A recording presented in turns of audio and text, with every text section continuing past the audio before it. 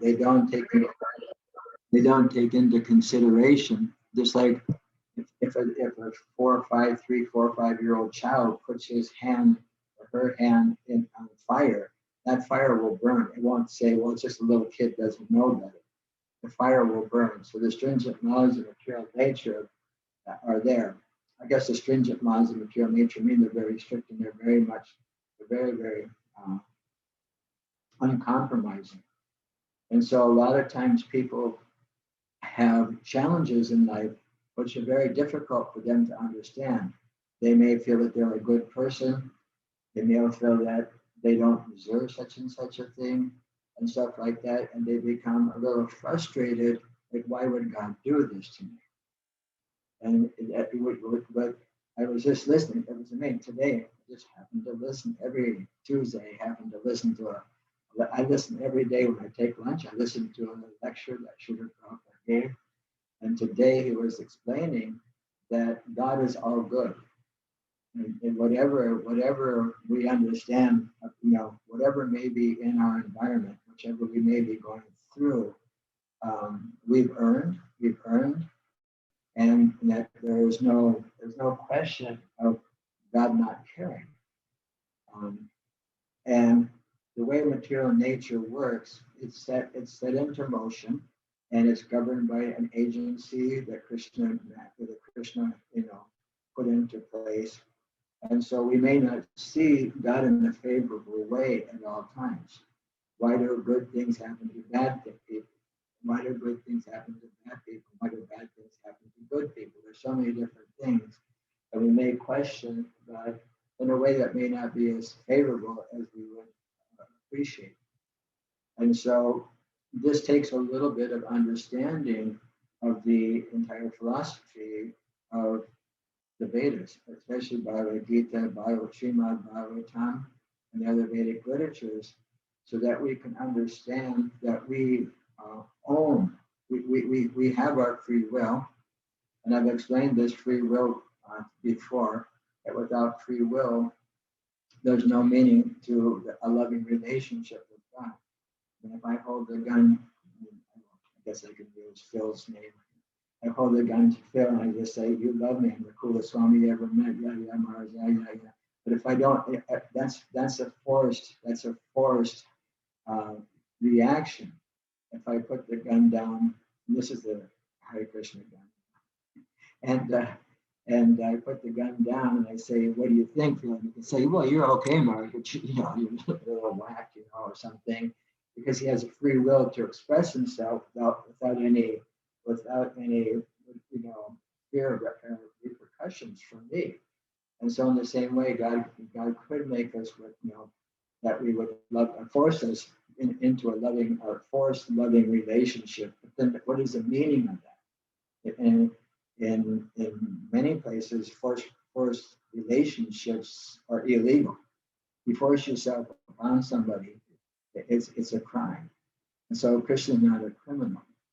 And so with that free will, if we misuse that free will, then we're held responsible for that misuse. Just like I could probably give the example how we're, say, basically, quote unquote, free citizens in wherever country we live. And hopefully in America, we have certain freedoms that we still have. And as long as we abide by the laws, then we're considered free. But if we break the law, then we have to go into a place where we're held in incarceration. And so in that place, of course, and the example Prabhupada gave at the end of the lecture, he says that you're forced, when you're in jail, you're forced to follow the laws. Of course, we know in jail they don't always follow the laws, they sneak stuff in and do all kinds of things. But in the ideal sense, in the esteem side, we could say that they're forced to follow the laws. At least they keep it confined within a certain building or something like that. And so this is a place for us to understand that we're responsible for whatever reactions we have coming. And when one is conversant with that, actually has a good I don't know what other word, but we have a good grip on that understanding that I'm responsible for my situation, for my choices, then when challenges come, we are able to face those challenges, at least with the knowledge that according to scripture, according to to my destination, certain events are going to happen. And I can understand them in that way. So we can remain favorably discharged, favorably, what would you say, thinking of the Lord with a favorable way. And another thing is, in a favorable way, in other words, serving Krishna in a way which pleases him. Everyone has certain likes and dislikes. I'm sure I gave this example to this group some time ago, but I remember years and years and years ago, I was on the University of Florida. I was helping with the Christian house there. And one of the ISKCON youth, she grew up in ISKCON. She was attending the University of Florida. And she has a million questions. So I was talking about favors, and I said, if you love somebody and you want to serve them favorably, you give them that which they desire. And so I said, just like your husband, just say, for example, you don't like eggplant, and you come home from school one day and your husband says to you, oh, honey, I missed you so much. I was thinking of you all day long. I decided I'd make you a nice eggplant vegetable preparation. And you tell him, well, honey, I really don't like eggplant. I appreciate the effort and everything. I guess I can eat it. But then the next day it's eggplant. The next day it's eggplant. The next day it's eggplant. And all of a sudden you begin to wonder, does he love me or does he love eggplant, eggplant preparations? And so, in other words, if maybe she likes zucchini or maybe she likes broccoli, and so so favorably serving her would be to give her type of preparations which she likes. In the same way, there are different aspects of Krishna that we understand, and everything in the mode of goodness, and we have to, at a certain point, we have to transcend material goodness and go into what's known as Suddha Sattva. Sattva means goodness or pure goodness.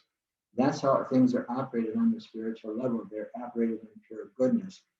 And so we offer those things, which we know in the beginning we can dovetail our own, what would you say, proclivities, or those things that please us, but offering them, and that's karma yoga, offering our actions, offering our intention to whatever it may be to serve, with connecting it to Krishna.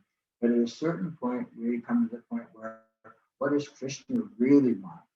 And we're willing to, what would you say, sacrifice our needs for the satisfaction of Krishna. And from my understanding, this is what really makes a loving relationship between people a real loving relationship, where someone will go the extra yard. Hi, Krishna, and Hi, Krishna. someone will go the extra yard for the other person that they have that loving relationship with. And so that favor that we lovingly serve the Supreme Lord in a favorable way. Then the verse goes, without desire for material profit. There's so many different types of profit. It doesn't just mean ching ching. It means profit, adoration, distinction. It means gaining notoriety. All kinds of things that can come into the arena of devotional practices, and for no gain through fruitive activities. There's a night that I forgot we were going to do this. And there's so many, this verse, there's so many things that come into mind, because in the 18th chapter, the 17th chapter, sacrifice, charity, and penances are mentioned. And then the question is, should these things ever be given up at any stage of one's practicing? And in the 18th chapter, right in the beginning, Krishna says that they should not be given up because they purify even the great souls. And so Krishna explains to Arjuna that one should do something simply because it ought to be done, and not considering there's certain things that we want to do not without considering our loss or gain.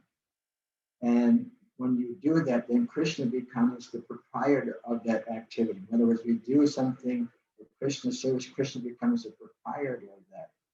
So Krishna is the proprietor of something, then he's entitled to the fruits of that activity. The fruits that we are given, we're allotted a certain quota, which we're allowed to, participate. In other words, we have to eat, we have to have a place to sleep, we need shelter, we need all these things, and they're given to us according to our previous activities, our previous, it's our, we say karma, it's our karma. And so as we do these things and we bring these things to light, the fruits of our activities. Hare Krishna Deva, Hare Krishna Guru Bhakti, nice to see you. We're going through that verse that we talked about that's in the middle of the purport of chapter 16, or verse 16 of chapter 7. Amyavilasita Sunyam, there was a little verse we wanted to cover. And so this idea of material profit or gain through fruit of activities. The word karma pala, karma means action, and pala means the fruit of action. And so the fruit of our action should actually belong to Krishna, and it should be utilized in the service of Krishna. Of course, as I said, with Bunjay Taka Sasiddhana, we're allotted a certain quota for ourselves. And everyone's quota will be a little bit different, even on the human platform. I was listening to some time ago, Prabhupada was explaining that for a rich person, a little austerity is very, very great. A little pinprick in their situation is a great austerity for them. Whereas someone, not just saying rich, but say some people will be that way. And some people they tolerate things much easier. And so whatever it is, whatever we gain, that is actually meant for the satisfaction of Krishna. And so again, let's go back to we need our basic necessities. So we have a house and we have Krishna in the center of our house. We were discussing this before, how we invite Krishna into our job, into our educational environment, into our family environment, into our friend environment. Of course, sometimes as Vaishnavas, sometimes we say devotees, sometimes we say Vaishnavas, we have a mixed bag of friends. Some are Vaishnavas, some are not. And so we utilize the knowledge that we gain from the Vedas, from the Bhagavad Gita and Bhagavad in order to know how to interact on all levels of society. We're not a one-trick pony. We know how to utilize, or not, I don't want to say utilize, but how to function within society. There's a very nice verse in the 3rd chapter of the Bhagavad Gita that one who is in knowledge should not disrupt somebody who doesn't have knowledge. Just get heavy or whatever with them, but one should act in such a way that they'll be attracted and be curious as to how you became like maybe steady or compassionate or empathetic or sympathetic or kind. You're such a kind person, and you can explain where the process that we practice whereby we gain these benefits. And so that fruit of activity, the fruits of our activity actually belong to Krishna. Amapala, as we were stating before. And also in here, in the last part of the verse, without desire for material profit through fruit of activities, gain through fruit of activities, or philosophical speculation. There is a class of people that derive a type of material pleasure out of this philosophical speculation, trying to understand that which is ununderstandable. Did I say that right? Ununderstandable. Seems like 2 uns in a row. So the idea is that which we cannot understand, they do all kinds of philosophical speculation without taking shelter of the absolute truth. In other words, there is an absolute truth, and that absolute truth does give us guidelines by which we can function properly within this. I use the word environment that we're in, within this material situation that we find ourselves in. And they just try to just continually go on and on and on over and over and over again. And they derive a certain type of pleasure of it. They tend to be, in previously, it tended to be people that were very thoughtful, kind of mode of goodness people. But in the Bhagavad Gita, Prabhupada explains that this philosophy of Bhagavad Gita is not meant for armchair philosophers. It's not meant for people that just sit around in armchairs, and discussing without, and the fact that they don't come to a conclusion is their desire. Desire is not to come to any conclusion, it's just to say, well, whatever you think is okay and whatever I think is okay.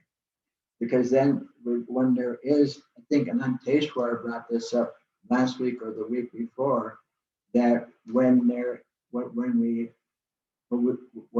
in this point of, say, philosophical speculation, which is sometimes called mental speculation. Philosophical speculation is better than mental speculation. Is really Manavata,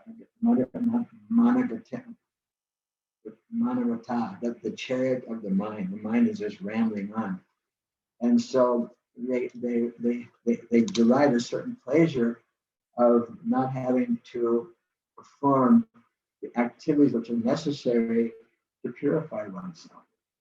And we do have to. There are restrictions, just like, and there are restrictions. If we become diseased, say we have some type of disease, there's certain medical procedure. We have MDs here. We have Ayurvedic doctors here. So we're not going to get into a medical discussion on which one's better, but there's a process. You have a disease, and probably would often say that you're given a particular diet and a particular medicine regime in order to follow to cure the disease.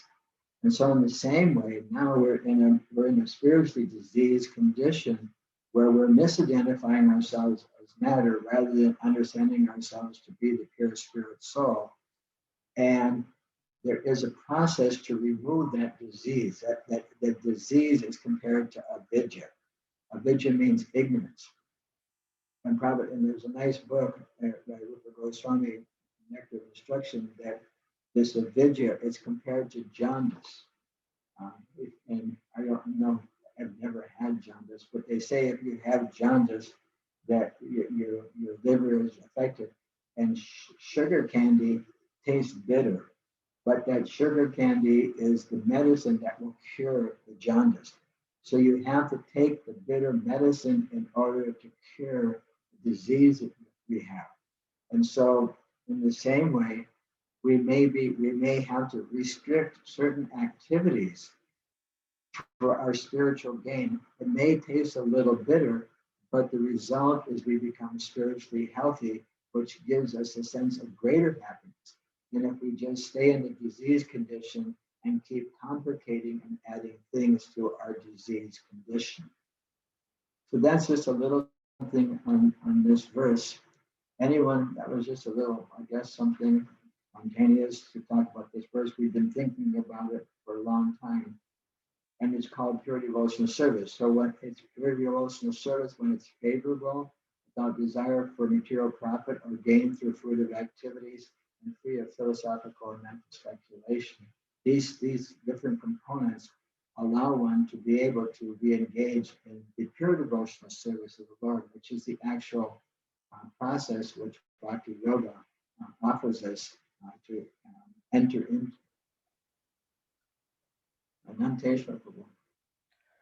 Maharaj, we were talking about the conditioning of a person, whether the conditioning of a person, a condition. Okay, yeah. So whether it's spiritual or material, as you said that, we get diseased. But it so happens that if I get diseased or if someone get diseased, the entire focus, it goes on the disease rather than solution for that, Total focus is on the disease. rather than the solution, Yes. and it pulls us down, Mm. like both spiritually or materially. So my question is that how do we uplift ourselves in such situation? I'm gonna bring the computer a little bit closer because I can't quite hear. Yeah, I'm not used to my new setup. I'm cranking it up. That's full blast. So, so you're saying, how do we uplift ourselves? how do we? So, in other words, rather than focusing on the fact that we're conditioned souls, we can focus. Yeah, I mean, for myself, I always tell people be grateful for what you have. That I just said that to one lady. I called the day, not, I called the doctor's office because they had to cancel an appointment. And she said, "Oh, have a nice day." I said, "Yeah, be grateful for what you've been given today." And so, in the fourth chapter, we've covered that there's nothing so sublime and pure as transcendental knowledge, because it cures us. It allows us. It allows us to work on the disease, but not let the disease absorb us. The spiritual disease I'm talking about. Through transcendental knowledge, it allows us to understand. In other words, a lot of times disease is very difficult to overcome on a material level. Very difficult. It takes a long time. Spiritually, we've been traversing this universe up and down.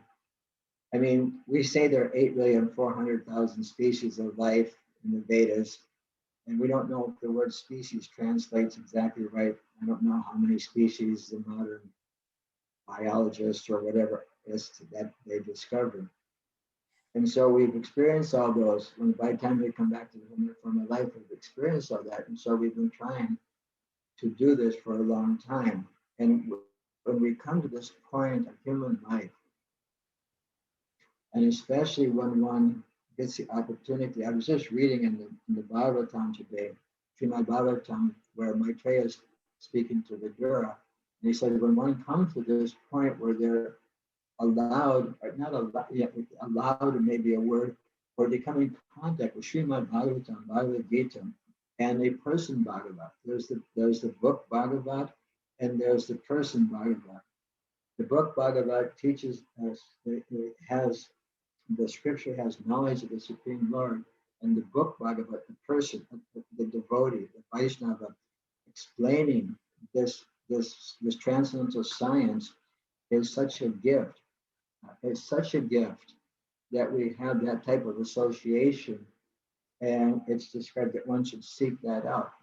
And so, how do we do that? We do that in the association of the devotees. How do we not become absorbed? Because we learn how we can utilize everything, every aspect of our life, from what do they say, cradle to grave. We can utilize every instance for an opportunity to serve the Lord. And when we have that knowledge, um, I mean, we can have disappointing days, but even in a disappointing day, you can understand that yes, at least I have the opportunity, this opportunity to understand Krishna, understanding, this opportunity to understand how well this material world is functioning, where it slowly takes everything away, and we learn that.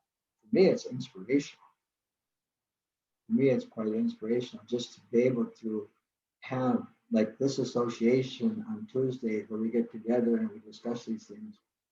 First tonight, I'm kind of taking all the time, but usually we go back and forth, and everybody gets a chance to question and to open up and share their thoughts and stuff. And this type of association is so essential uh, for broadening our outlook, because otherwise we can have a very narrow outlook, and that narrow outlook, would you say, restrains our growth. It really restrains our spiritual, even our material growth, material understanding and spiritual growth. Oh, that's just a little thought, just stay positive. even if it's tough. I saw a podcast today. I think it was in England. I can't remember. It was like a devotee, no devotee, whatever. Anyway, there was a video, and he had gotten cancer of the colon. He got cured. It took him a year, and then it went into his liver. Had his liver done. Then it transferred into his lung, and he's a brahmachari. You may know him. I can't remember his name, and it sounds like one of the group that you're part of in that Jeshwar. And he said that what he learned is that there's no negativity in life. No such thing as negativity. We choose to be negative, but ultimately our experiences can be all positive. It sounds like flowers in the sky. What is the Bhagavad gives two funny analogies. It sounds like it seems like flowers in the sky are the eggs of a horse. So, but we can extract good. We can take gold from a filthy place. There's so many things that gold is always pure. There's always something that we can gain. Thank you, Maharaj. Anyone else have some takeaways from this Anyavilasitam Samyanyavikanavanavitami Anukalena Krishna? If not, we can do text 17. We still have 20 minutes. Okay. So I'll read the transliteration.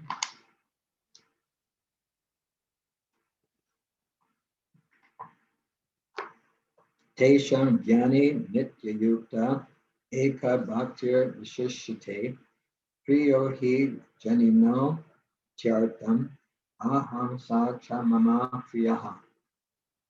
Of these, it means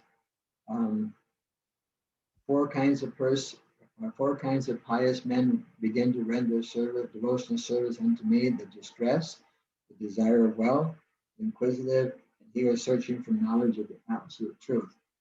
But Krishna says, of these, the one who is in full knowledge and who is always engaged in pure devotional service is best. We just gave an example. We just gave a definition of pure devotional service. For I am very dear to him, and he is very dear to me. So not to disappoint Asmita, we'll call on her to read the first, as our first reader. She's been our first reader for months now. Thank you, Raj. Free from all contaminations of material desires, the distressed, the inquisitive, the penniless, and the seeker after supreme knowledge can all become pure devotees.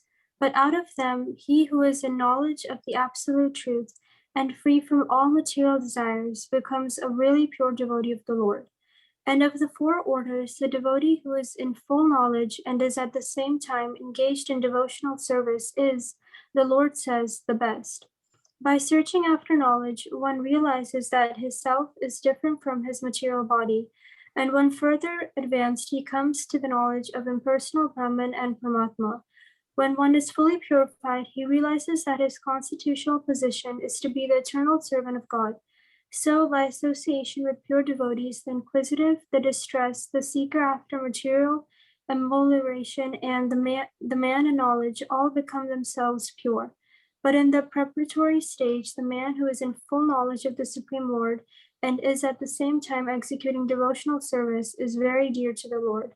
He who is situated in pure knowledge of the transcendence of the Supreme Personality of God is so protected in devotional service that material contamination cannot touch him.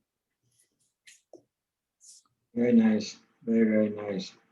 The nice first, second chapter, Prasadi Sarva Dukhanam. That for one who is engaged like this, he is no longer under the influence of the three modes of material nature. And so that matches up that one who is situated in pure knowledge of the transcendence of the Supreme Personality of God is so protected in devotional service that material contamination cannot touch him. Let's give a little side note before I open it up. when we say this, because in the context of this purport, to the Prabhupada gives reference to the fact that we're not this material body, we're the soul inside.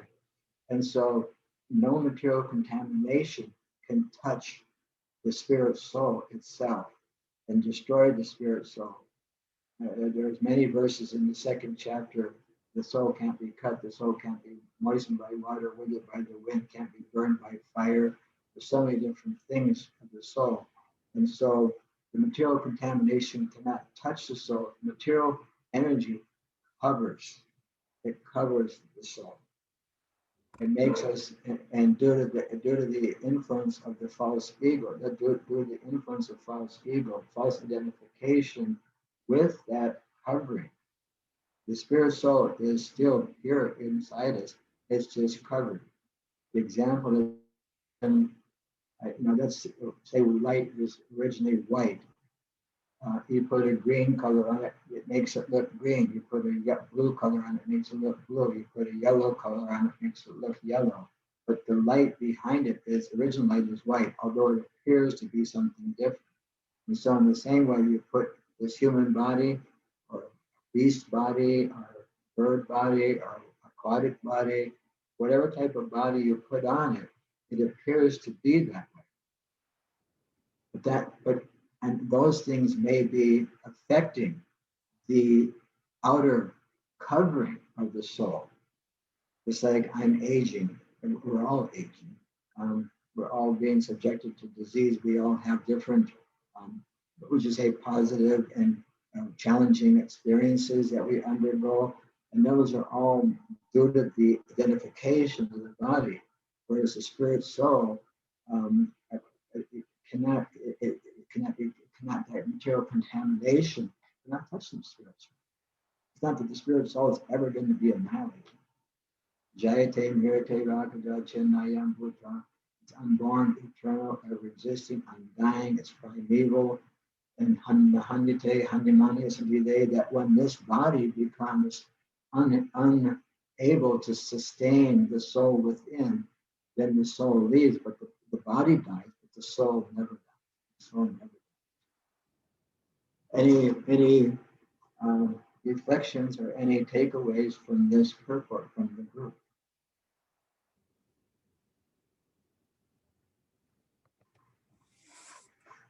Anand? Maharaj, Yes, Rajabhumi.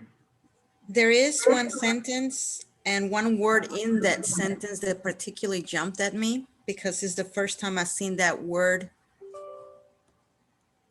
along with that. Where is that? Is the second sentence. He who is in knowledge of the absolute truth and free from all material desires becomes a really pure devotee of the Lord. I think this is the first time I've seen that word really before pure devotee of the Lord in the sentence. I can Is there a explain. particular reason why?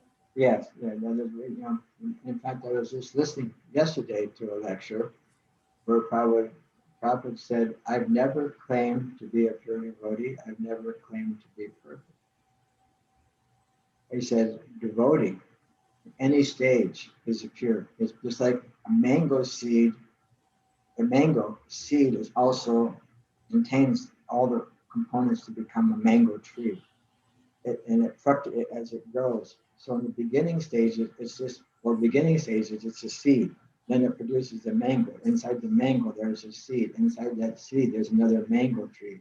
And as that mango tree grows, it produces fruits. And so in the same way, we develop our what would you say, depth of Krishna consciousness, or our depth of pure devotional service. And so Prabhupada, one time somebody asked you, the Prabhupada, how many pure devotees are there in the world? And he looked at one of his disciples and said, how many devotees do we have in the Krishna conscious movement? And they said like 2,000 pure devotees. But the reason, my understanding, or my what I'm grasping from here is that the person who is distressed is approaching Krishna out of distress. The person that needs is penniless, as was described in this. And that's how David brought that out 2 or 3 weeks ago, the difference between desirous of wealth and wanting money. We had to discuss those 2 points. And someone that's inquisitive, they haven't come to the point of where this verse is describing someone who is already situated in knowledge, and having that knowledge is actually engaged in the process of devotional service. Then they're at that point, they're really a pure devotee. The one who is coming out of duress, he's a pure devotee because he's approaching God. So there's a sense of purity there, but his level of understanding and connection is not the same as one who is fully understanding, that their what would you say, level, that their appreciation is much greater. So it's like that. But it's a good point to bring out. Because free from all material desires, he's already been in duress, he's already been penniless, he's already been inquisitive, and now he's coming to the point where he realizes, I really have to do this. And that may have not happened in one lifetime. Of course, we have many devotees in the Hare Krishna movement that were penniless, they were duressed, some were inquisitive, and they've all come to the point where they're rendering regular devotional service and gaining that purity of heart. And so we can see it can happen over one lifetime, or it can happen over many lifetimes. Because sometimes you'll see, in the case of the Hare Krishna movement, someone can be searching and then all of a sudden find the devotees. Someone cannot be searching. There was one devotee who was still a member of the Hare Krishna movement, found one of our Back to Godhead magazines in a garbage can. Saw the magazine, pulled it out of the garbage can, read it, and walked into the temple. The addresses were in the back of the magazine, walked into the temple and said, I want to stay. It's just a matter when the spark hits the dry grass. When the spark, well, I guess that's not a very good analogy for the West Coast these days. When the flame hits the fuel, then it ignites. And so this is how that works, It's a reading. So, and we're all really pretty close. We just have different coverings. Every single one of us is really a pure devotee underneath the colored light. And it's just a matter of letting, removing, polishing off all this stuff that we've accumulated for a long, long time. Long.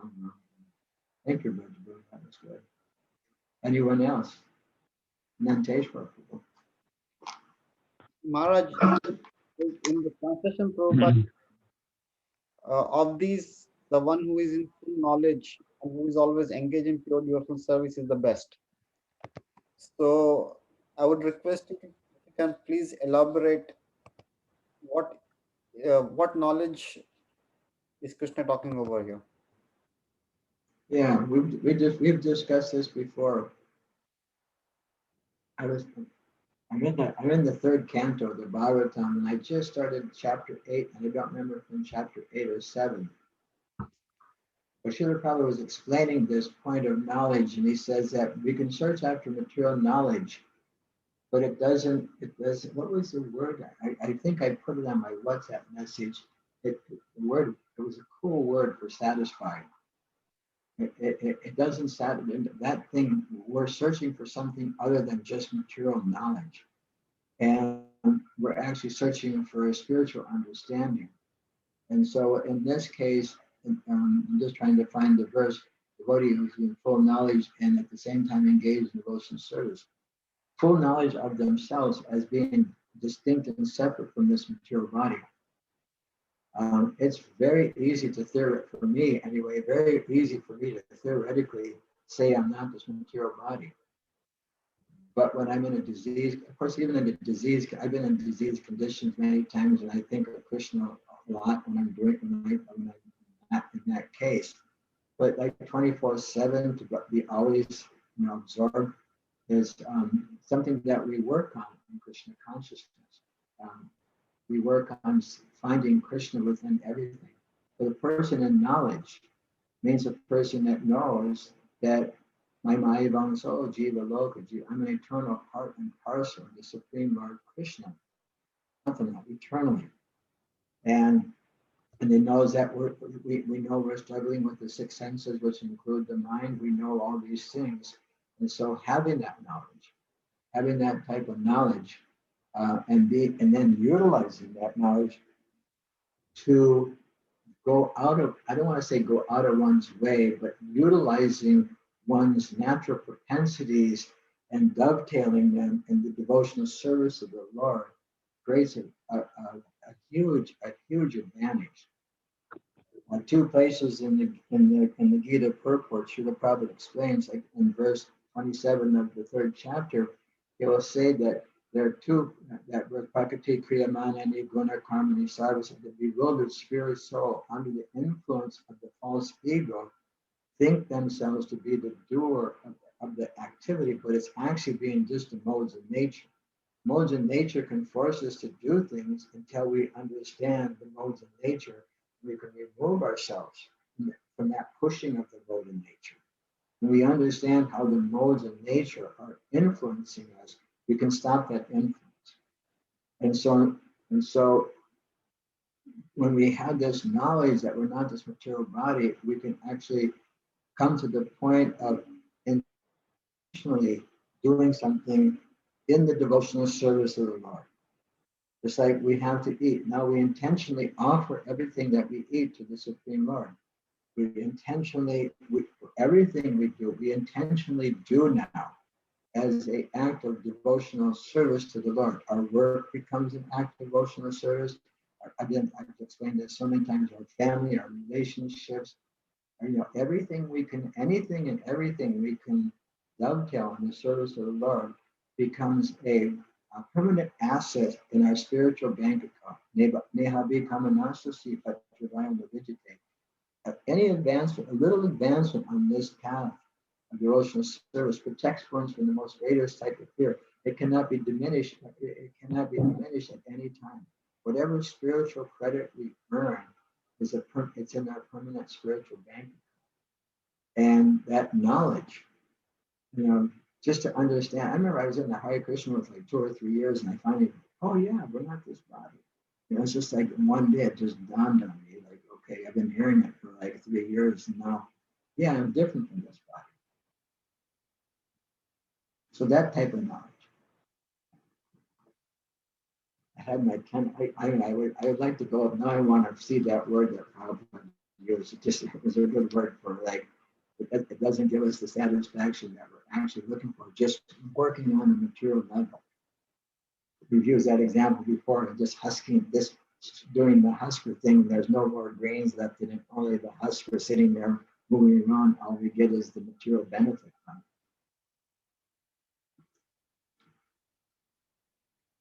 it. Thank you, Maharaj. Any our takeaways? Maharaj? Yes. Good evening. Yeah, good evening.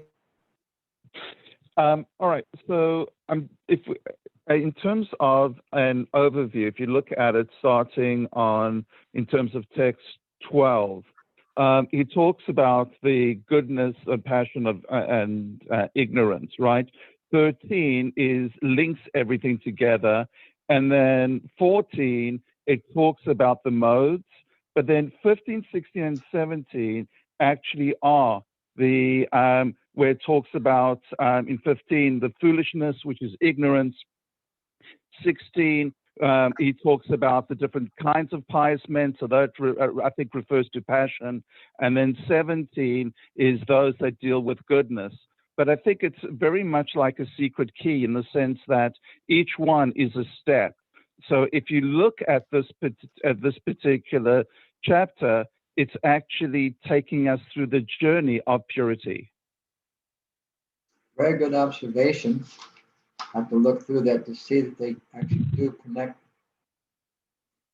truly to the, to the different modes. Do you catch that on that page where those 3 verses connect to ignorance, passion, and goodness? It seems like it's a good observation. And going all the way back to 12. 12 is an interesting verse that that all states of being, whatever state it is, be they goodness, passion, or ignorance, are manifested by Krishna's energy. And in one sense, everything, and I am in one sense everything, but I am independent, not under the control of material nature, for they and the counter are within me. This, I know we got 2 minutes, but I probably gave a very interesting example because this is a prelude to the 9th chapter where Krishna is everything but is aloof from everything. And it's a really deep concept. The Prabhupada says, just like heat and light are in fire. So fire has heat and light, but heat and light aren't fire. Heat and light. So fire, so the fire creates the heat and light. So Krishna creates everything. And he's in the, without him, there's no heat and there's no light. So he's present within them, but at the same time, the heat and light aren't fire. It's a really, I don't know if I'm getting it through properly, but Krishna is behind everything. Krishna is actually behind everything. And I like how you went all the way back to verse 12, which is a breaking point, a very, very breaking point in this chapter. Thank you. Thank you. Very good. Do you know something interesting? Just, I know that we're out of time, but just one last quick thing. Isn't it absolutely amazing? So this, the Vedas, everything goes back before 5,000 years. Yet, if you read the Torah, for argument's sake, which is and the story of Moses and the burning bush, it's back to exactly the same concepts of fire without heat, light without heat. But all of this has already been established literally millennia before the Torah was even conceived.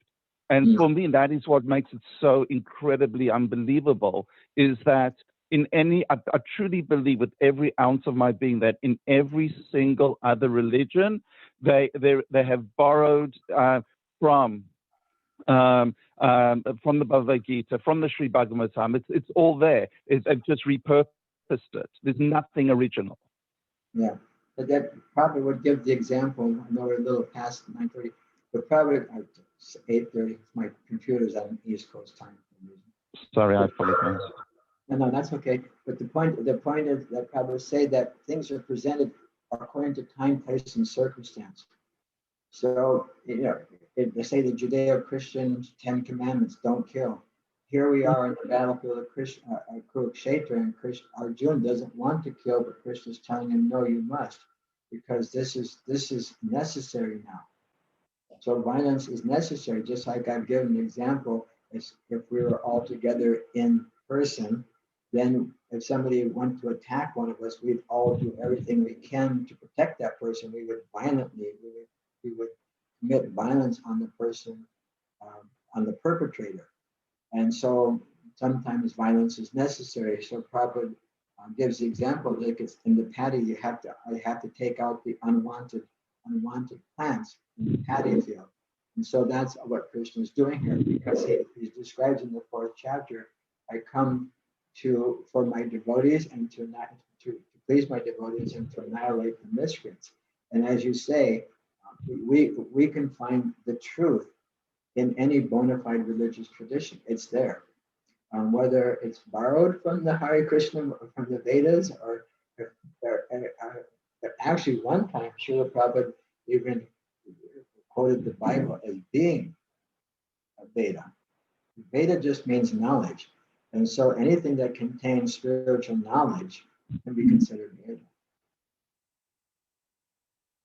Very, very, very, very good. Very nicely brought up. Very, very nice.